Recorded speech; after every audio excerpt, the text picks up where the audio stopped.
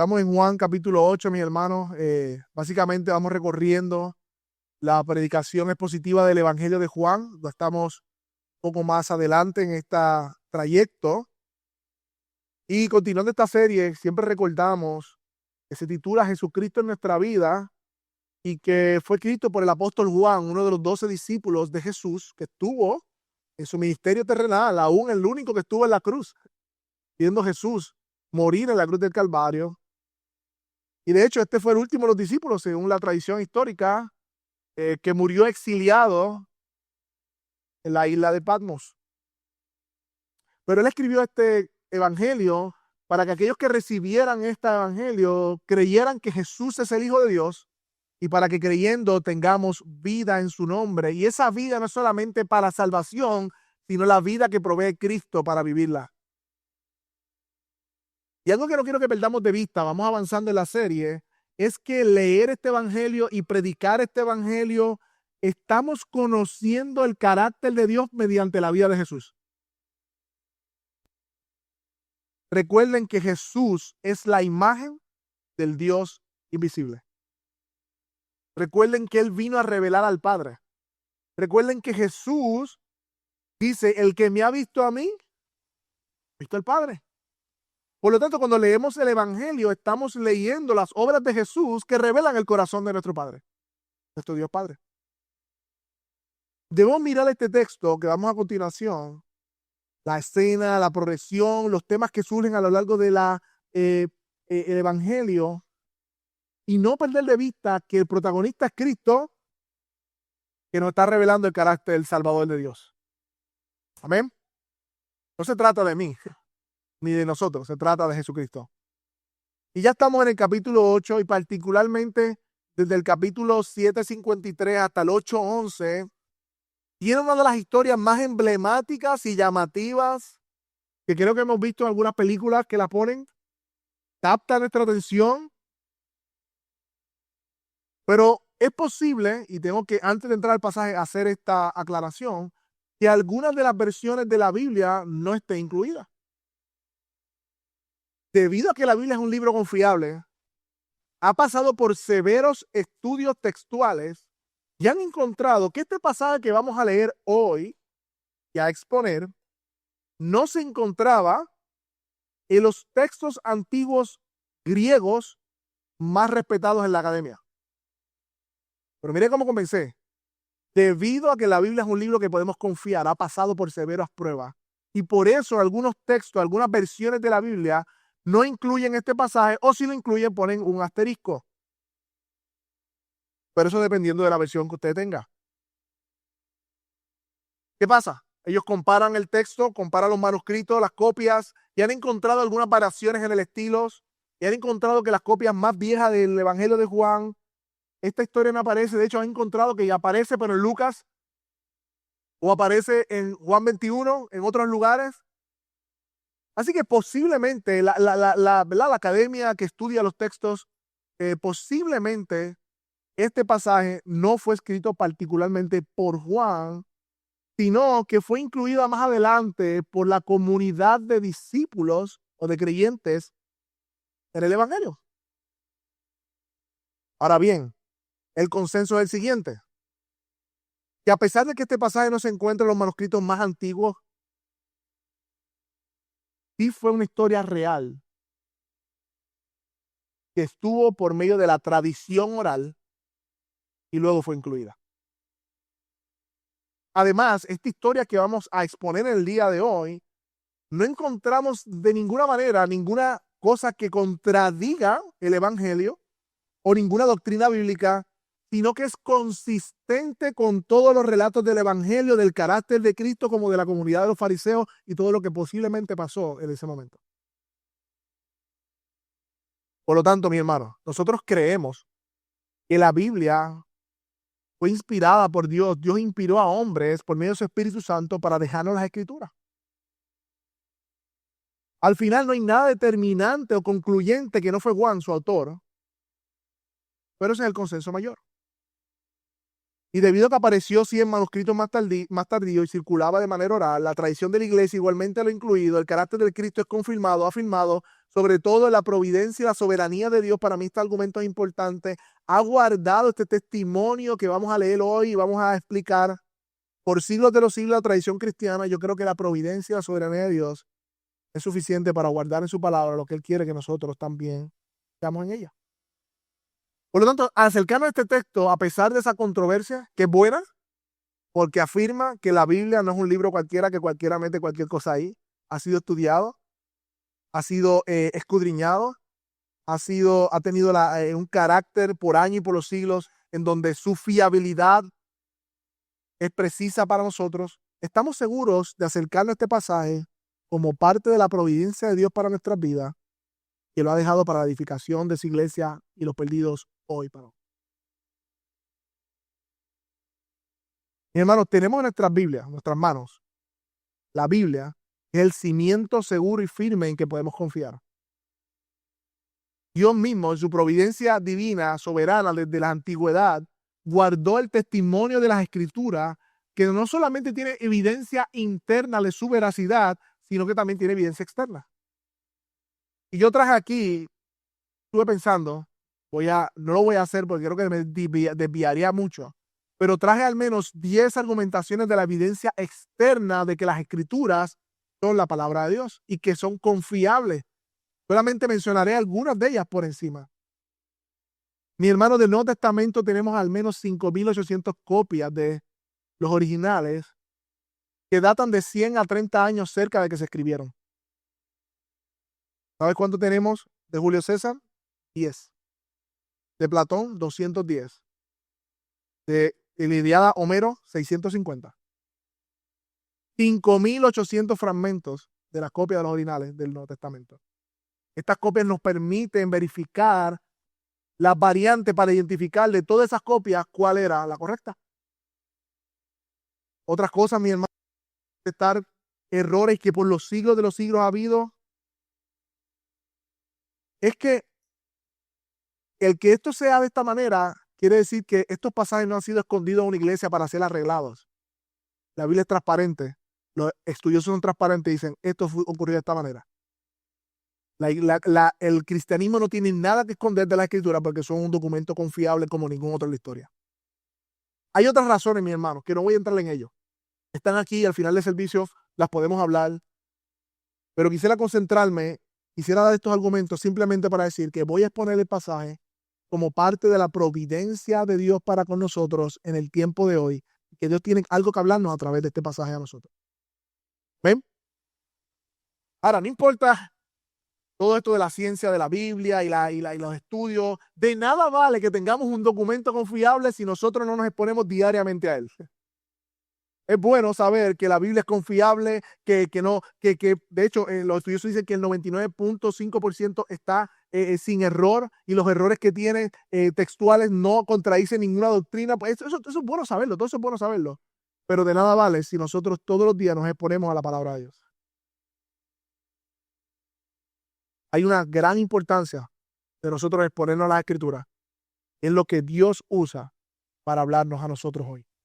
Así que será provechosa para nosotros, espiritualmente hablando, en la medida que la leamos y nos expongamos a ella. Ahora bien, mis hermanos, me parece interesante el capítulo 8, donde está colocado, y esta historia colocada. Porque precisamente en el capítulo 7, que tuvimos 3 predicaciones hablando de los tabernáculos, la fiesta de los tabernáculos, estaban buscando a Jesús para matarlo y para atraparlo, y sus intentos fueron frustrados. Y tenemos al final del capítulo 7, lo pueden ver conmigo en el versículo 45 en adelante, a los sacerdotes y a los fariseos molestos porque los alguaciles no atraparon a Jesús. Y los alguaciles le dicen, yo nunca había escuchado a un hombre hablar así. Y ellos se molestan. ¿Cómo? Tú también, si ni siquiera nosotros creemos en él, ¿por qué tú vas a creer en Jesús? Ellos estaban molestos y frustrados porque no habían atrapado a Jesús. Y en esta escena, de hecho, ellos dicen que el pueblo es maldito porque no tiene la ley, que ellos sí conocen, los sacerdotes y los fariseos. Luego de esto, aparece esta escena donde una mujer es traída delante de Jesús por las malas intenciones de los escribas y los fariseos, usando la ley que ellos dicen tener, pero con malos motivos y de forma equivocada. Y en esta escena es donde vemos a Jesús extendiendo su gracia que confronta la conciencia de estos acusadores y restaura la vida de una mujer adúltera. Por eso hoy vamos a ver lo siguiente, mi hermano. El título para esta predicación es Yo tampoco te condeno. Yo tampoco te condeno. Vamos a ver por lo menos tres cosas, tres escenas en este pasaje. El primero que vamos a ver es el pecado expuesto ante muchos ocultos. El pecado expuesto ante muchos ocultos. Lo segundo que vamos a ver es que de acusadores terminaron siendo acusados. De acusadores terminaron siendo acusados. Y lo tercero que vamos a ver, la gracia que nos transforma. Son las tres cosas que vamos a ver. Y vamos a ver el pasaje capítulo 8. ¿Están conmigo? Vamos a ver en primer lugar el pecado expuesto ante muchos ocultos.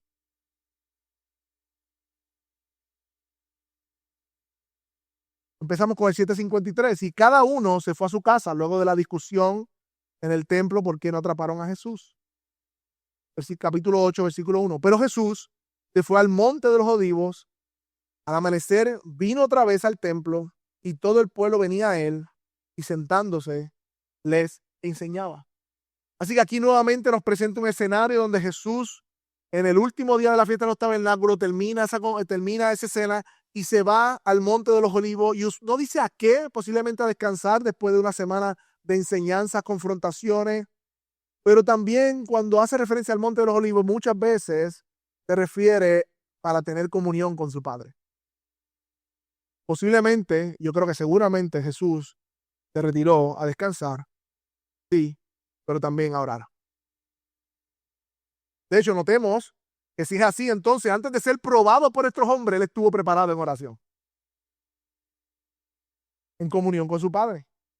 Y dice el texto que al otro día, en versículo 2, fue al templo, se sentó y como todo rabí, enseñaba a la gente. Había multitudes, personas escuchando a Jesús y Jesús estaba enseñando la palabra de Dios. Y en ese contexto dice el versículo 3 que los escribas y fariseos trajeron a una mujer sorprendida en adulterio y poniéndola en medio, dijeron a Jesús: Maestro, esta mujer ha sido sorprendida en el acto mismo del adulterio. Y en la ley de Moisés nos ordenó apedrear a esta clase de mujeres. Tú pues, ¿qué dices? No sé si se imaginan esta escena.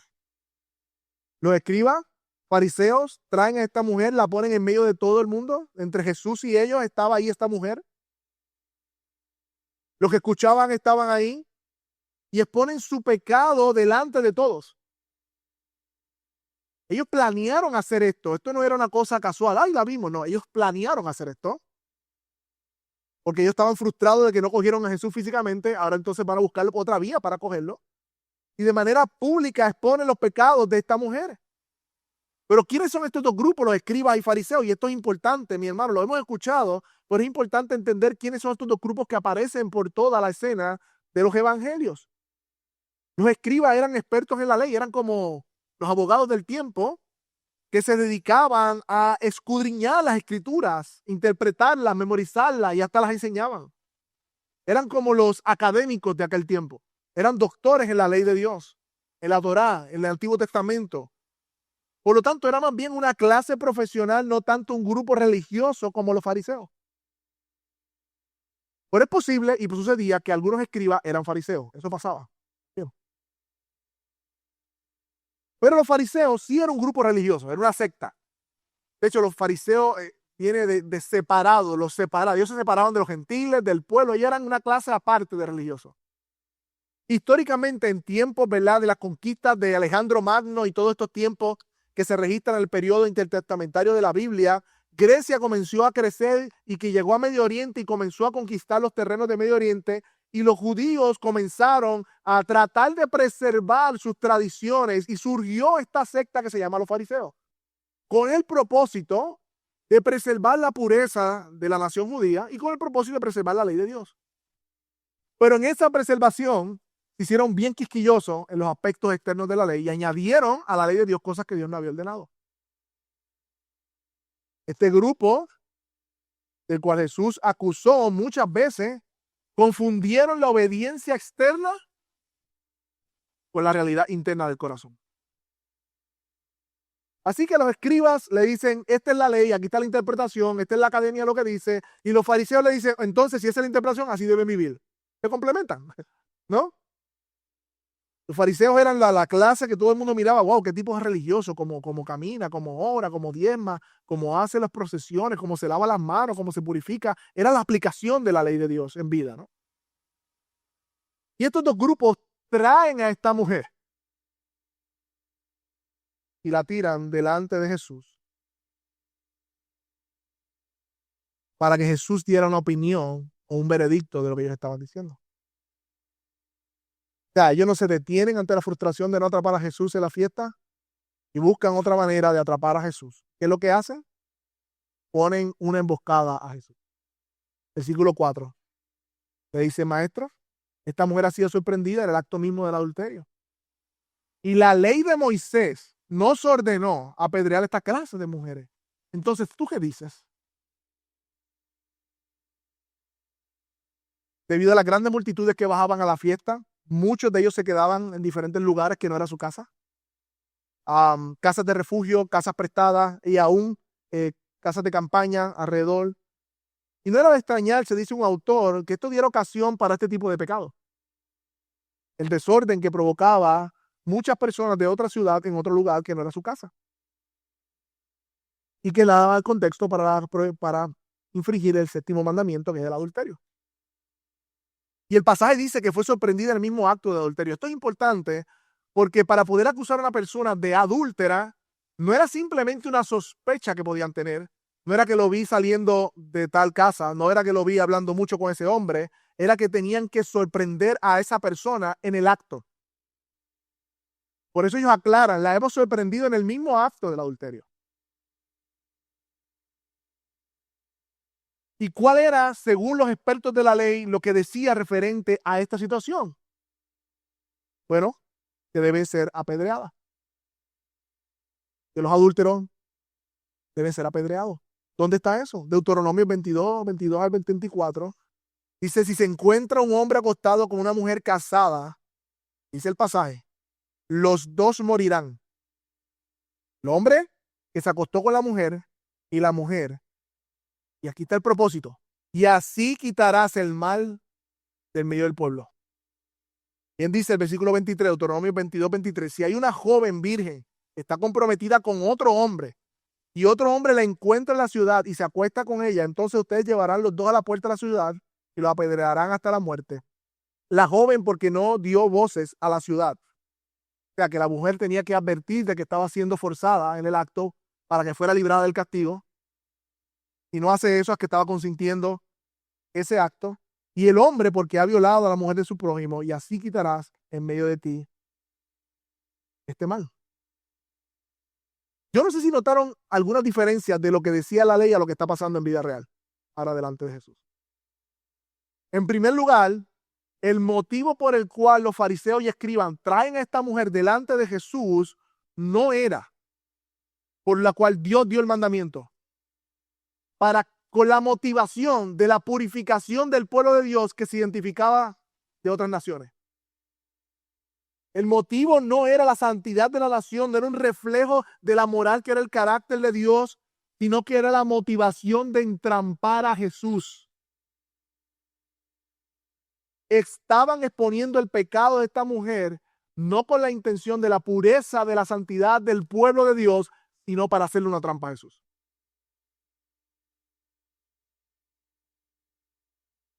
Por eso, si Jesús decía así, apedréela,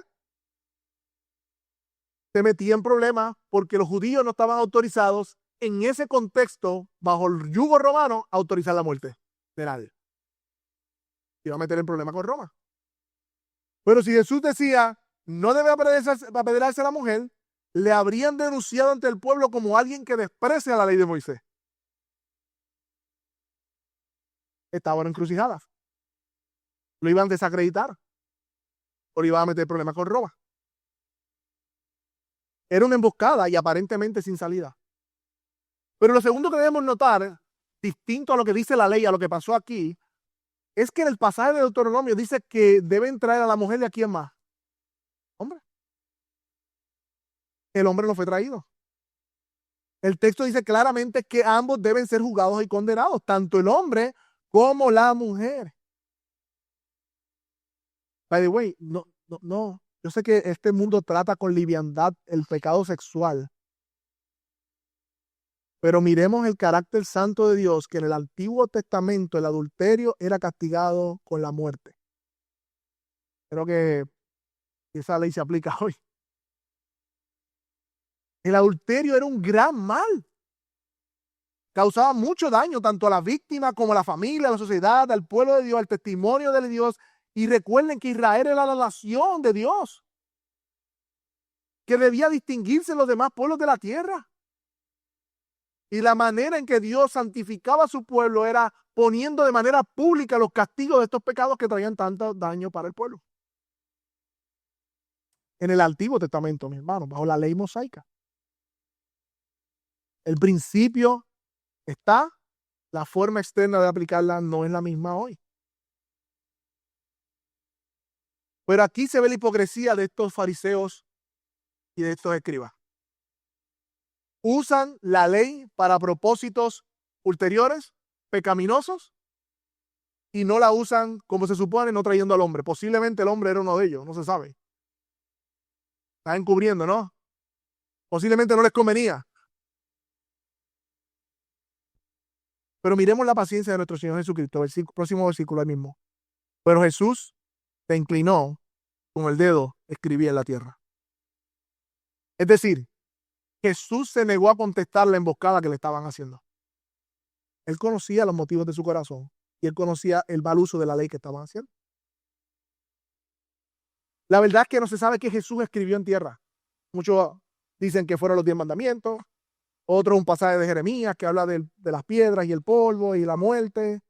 Otros dicen, parece que está escribiendo Deuteronomio 22 para que se dieran cuenta que no estaban siguiendo la ley como se supone.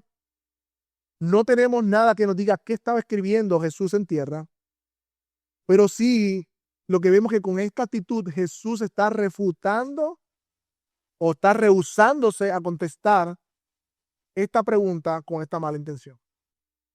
Calvino comenta acerca de esto: al no hacer nada, Cristo tenía el propósito de mostrar lo indignos que eran de ser escuchados ellos. Al igual que si alguien se está hablando, dedica a escribir en una pared o le da la espalda o muestra por medio de cualquier otra señal que no está prestando atención a lo que se le dice. Jesús le está diciendo con este gesto también al garete. No son ni dignos de escuchar lo que me están diciendo. Y algunas aplicaciones hasta aquí, mi hermano. Miremos lo siguiente.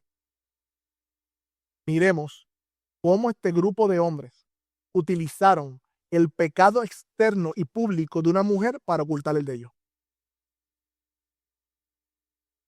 Detrás de esta mujer adúltera, que fue atrapada en adulterio, había maquinaciones homicidas de parte de los escribas y los fariseos.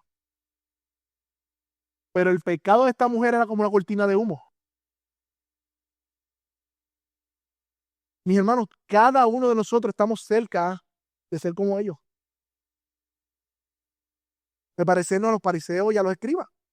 Cuando en nuestras conversaciones somos rápidos en ponerle color a los pecados ajenos, haciendo esto, tiramos una cortina de humo para esconder los nuestros. También esto se ve cuando buscamos la aprobación o el consenso y entonces elevamos la situación ajena para yo verme más santo o mejor que el otro. El mismo principio. Cuidémonos, iglesia. Temamos delante de Dios porque Dios ve las motivaciones de nuestro corazón. De hecho, es la tentación a sentirnos superiores lo que nos lleva a hacer esto en ocasiones. Y es una señal de peligro cuando alguien está obsesionado tanto con los pecados de los demás. Eso es una señal de peligro. Cuando yo veo, y yo he estado en ese peligro, cuando yo me veo como ya viendo mucho pecado de los demás, digo, espérate, hay un problema aquí en mi corazón. Hay un problema en mi corazón de orgullo. Spurgeon dijo una vez, tengo tanto trabajo que hacer con mis propios pecados que no tengo tiempo para sentarme para pasarme a juzgar los de otros. Hay mucho que hacer en nuestros corazones. Hay mucho que hacer en nuestros corazones. De hecho, si somos sensatos en pensar en nuestros pecados, seremos lentos en condenar a los demás. Pero hay algo más hermoso que podemos aplicar de esta escena que tenemos aquí delante. Esta mujer adúltera, figurativamente, nos representa a todos los que estamos aquí.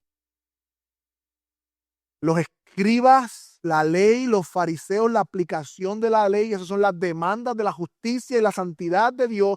Ambos grupos atraparon a esta mujer en sus delitos y pecados, haciendo al individuo, pecando contra su alma, pecando contra su familia y sobre todo contra Dios misma. Y esta mujer quedó con sus pecados expuestos, sin defensa, era condenable y ellos representaban la ley y eran testigos y el veredicto era culpable. ¿Cuál es la condena? Muerte. Como Pablo dice claramente, cuando la ley fue introducida, abundó el pecado. Y sabemos que lo que la ley dice en Romanos 3:19, para que todo el mundo cierre la boca, nadie va a ir delante de Dios diciendo, yo pude cumplir la ley.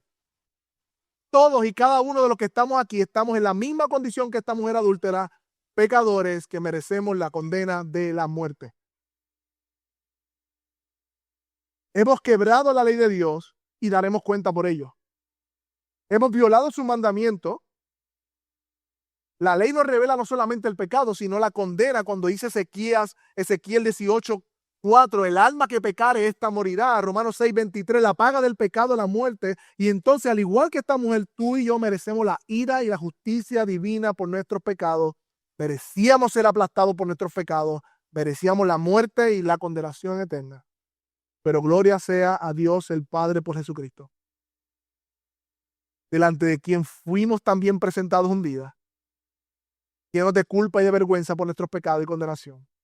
Y allí hallamos gracia y misericordia. Hay perdón en Jesús. Porque como veremos aquí, Jesús no se apresuró a condenar el carácter de Dios. Dios es lento para la ira y grande en misericordia, sino que es un Dios que se revela como Redentor y Salvador. Por eso veamos en segundo lugar, de condenación a condenados. Versículo 7. Pero como insistían en preguntar estos hombres, Jesús entonces se enderezó y les dijo, parece que pasaron algunos minutos y Jesús seguía escribiendo y ellos estaban molestos porque no daba una respuesta. Vamos, condénala. Vamos, di que se apedree para que entonces te culpemos ante los romanos. Vamos, di que no, para entonces culparte de que no guardas la ley de Moisés. Y insistían, querían hacer esta emboscada y Jesús se levanta y se endereza y le dice a estos hombres que estaban desesperados por una respuesta, en su mente ellos decían, ya lo cogimos, que avance y responda, que ya queremos buscar la manera de echarle mano, de sacarlo del medio, de cometer los actos de homicidio que tenemos en nuestro corazón. Y Jesús les dice, el que de ustedes esté sin pecado, que sea el primero, tirarle la piedra. Inclinándose de nuevo, escribía en tierra. Mi hermano, mientras ellos querían aplicar la ley externamente, Jesús hizo una misión quirúrgica mejor que la de Trump en Venezuela y fue al corazón y a la conciencia para aplicar su ley en sus corazones. Hizo una cirugía a corazón abierto. Era para que se recuerde la referencia. Ellos querían piedra física y Jesús le envía una flecha espiritual al corazón. ¿Qué hizo Jesús con esto? Con esta pregunta. Jesús dirigió sus mentes a sus propias vidas privadas. Independientemente de lo que merezca esta mujer, Jesús le está diciendo, ¿ustedes son las personas apropiadas para hallarle esta falta en ella? De hecho, ni condenada ni justificada la adúltera, y sin embargo mostraba respeto nuestro Señor Jesucristo por la ley. Jesús no está admitiendo la condena, no está diciendo que no pecó, no está despreciando la ley. Jesús está así tomando otro camino. Porque Deuteronomio 17:7 decía que los testigos eran los primeros en tirar la piedra. Y él decía, vamos, si usted está libre de pecado, entonces tire la primera piedra. En otras palabras, dice un autor, Jesús no le quitó importancia al pecado de la mujer, ni tampoco abolió la forma expresa o explícita del séptimo mandamiento, ni tampoco dijo que descartaba la ley que exigía la pena de muerte para estas ofensas como esta. Por el contrario, sin implicar ninguna forma que personalmente deseara la muerte de la mujer, se basó en el supuesto mencionado por ellos. Que usted dice que vieron esto, ¿verdad? Pues así como la ley dice, y usted dice que la ley dice eso, pues ¿cuál de ustedes va a ser el primero que está sin pecado que le va a tirar la piedra?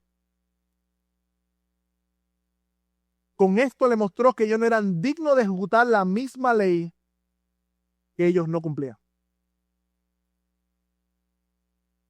Y aunque el texto no nos está diciendo con claridad lo que está pasando en sus corazones, para mí el Espíritu Santo allí les dio una conciencia de pecado, una convicción de pecado, porque ellos sabían que estaban trayendo a esta mujer con otras intenciones. De hecho, yo pienso, y no lo dice el pasaje, que si Jesús le dijo, ok, condénenla, te atrapamos y dejan a la mujer ahí y cogen a Jesús. No importa la mujer.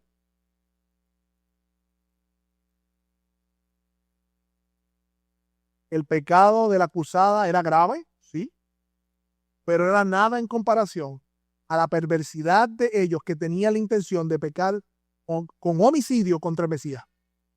Ellos querían matar al Hijo de Dios. Por eso cuando dice el versículo 9, al oír ellos se fueron retirando uno a uno, comenzando por el mayor de edad, y dejaron solo a Jesús y a las mujeres que estaban en medio de ellos.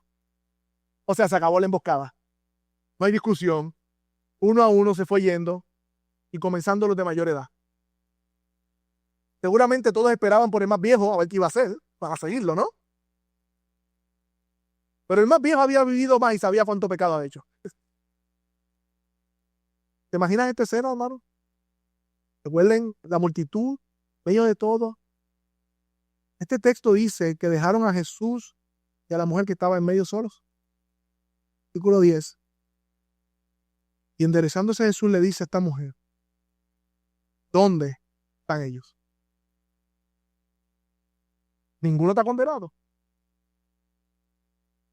No se nos dice cuánto tiempo hoy nuestro Señor tomó entre inclinarse otra vez a decirle esto a la mujer.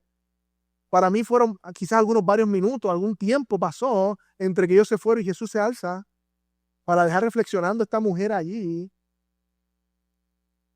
Pero ahora se dirige, no le dice, oye, adúltera. No. Mujer. Recuerden, delante de todos. Esto dijeron, esta mujer es una adúltera. Jesús no le llama adúltera, Jesús le llama mujer. Cuánta gracia de nuestro Señor Jesucristo. Y le pregunta, ¿dónde están ellos? Ninguno te ha condenado. Jesús sabía dónde estaban ellos y sabía que ninguno lo había condenado, pero deseaba grabar en ella el favor que Él le había otorgado, la gracia que había otorgado en ese momento particular de su vida. Y le hace esta pregunta. Además, recordemos que Jesús la está reafirmando en medio de una multitud que está viendo todo esto. ¿Dónde están ellos? No te han condenado. Yo no sé, pero yo me imagino que esta pregunta resonó en su corazón de manera bien hermosa en la vida de esta mujer. Mi hermano, es que no hay descripción alguna donde experimentamos la infinita gracia de nuestro Señor Jesús. Esta escena está en completa armonía con la misión del Padre al enviar a su Hijo. En Juan 3:16 dice que de tal manera amó Dios al mundo que dio a su Hijo unigénito para que todo aquel que cree en Él no se pierda, sino que tenga vida eterna, porque Dios no envió a su Hijo al mundo para juzgar al mundo, sino para que el mundo fuera salvo por Él. Oh, mis hermanos, no es la escatología, neumatología, ni la doctrina de los decretos de Dios. Nada de eso para mí es lo difícil de entender, sino más bien para mí lo difícil de entender es cómo Dios ha mostrado amor a un mundo lleno de pecadores, creados por Él, sustentados por Él, pero que día a día le escupen su rostro y son rebeldes a su voluntad, y Él aún así los levanta cada mañana, les da vida, les da alimento, les da salud, les da su gracia, les predica el evangelio, ellos no escuchan y aún así dice que Dios amó al mundo. A mí no hay quien me explique eso. No lo entiendo. ¿Cómo Dios entregó a su hijo, a su hijo unigénito, la segunda persona de la Trinidad, a venir a morir por pecadores rebeldes como tú y como yo? Esta es la infinita, incomprensible gracia de Dios para con los hombres. Y esta misma gracia no solamente nos salva, nos redime, sino que nos da una nueva vida. Veamos en último lugar la gracia que nos transforma. Jesús le dijo, yo tampoco te condeno. Ella lo sabía por lo que estaba pasando, pero era importante que ella escuchara la voz de su maestro decirle, yo tampoco te condeno. Yo tampoco te condeno. Es decir, tú has sido librada del castigo y de la condena justa por tus pecados. Tú básicamente has resucitado de muerte a vida en este momento. Por lo tanto, vete y no peques más.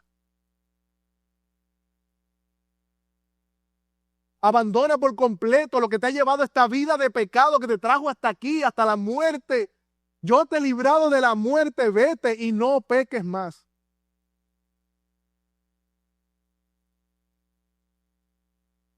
Y aunque no está aquí escrito tampoco, yo creo que esta mujer no fue igual después. Posiblemente se hizo uno de los discípulos de Cristo. Posiblemente. Y por si acaso no es María Magdalena, esos son errores de película y otras cosas, eso no es. No se dice quién es esta mujer. Pero yo estoy convencido de que ese encuentro con Jesús cambió su vida para siempre. Mis hermanos, lo he dicho antes, pero es importante recordarlo. El perdón y la gracia de Dios nos encuentra donde estamos, pero no nos deja como estamos. La gracia de Dios nos santifica y nos lleva a vivir una vida para Dios, separada y consagrada para Él. Al Jesús perdonarla no está probando el adulterio. Al Jesús no condenarla no está probando una vida de fornicación no, Jesús está diciéndole, te he perdonado, tienes una nueva vida, vete y vive distinto a lo que has vivido hasta ahora. La gracia no es una excusa para pecar, sino para huir del pecado. Los que hemos sido redimidos del pecado, dice la Biblia que también hemos sido redimidos de una vana manera de vivir. Por lo tanto, así como esta mujer, tú y yo somos llamados a una nueva vida, a abandonar los pecados que nos caracterizaban en la vida pasada, las pasiones que nos esclavizaban. Si Dios te ha librado de la sensualidad, ¿por qué coqueteas con ropa provocativa? Si Dios te ha librado de la fornicación, ¿por qué andas descuidado en el internet? Si Dios te libró de la vanidad de este mundo, del amor por el dinero y las posesiones, ¿por qué una y otra vez vuelve a poner tu confianza en la riqueza? Dios te ha dado una nueva vida, una nueva identidad que se encuentra en Cristo Jesús.